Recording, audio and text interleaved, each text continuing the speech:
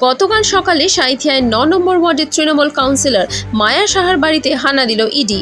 প্রাথমিকভাবে জানা গিয়েছে নিয়োগ দুর্নীতি মামলায় তদন্তে এই তল্লাশি চলছে। মায়া সাহা স্থানীয় তৃণমূল নেতা সুব্রত সাহার স্ত্রী এবং জীবন কৃষ্ণ সাহার পিসি।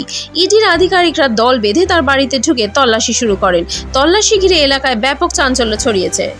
নিত্যদিনের সঙ্গী সকাল থেকে রাত, রাধিকা ড্রেস হাউস। মানুষ পৃথিবীতে আসার ঠিক পরেই তার নিত্যদিনের সব থেকে প্রয়োজনীয় জিনিস কি জানেন?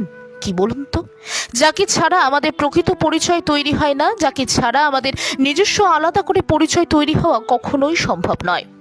রানাঘাটে তৈরি হয়েছে আপনাদের একদম মনের মতো, ঠিক দেখলেই মনে হয় আমাদের আলমারির অন্দরসজ্জায় থাকলে খুবই মনোমুগ্ধকর হবে। একদম সেই রকমই পোশাকের প্রচুর সম্ভার নিয়ে আমাদের মনের মতো তৈরি হয়েছে রাধিকা ড্রেস হাউস। তাহলে আর দেরি না করে চট করে দিয়ে দিলাম যোগাযোগের মাধ্যম আপনাদের কাছে 8509892677।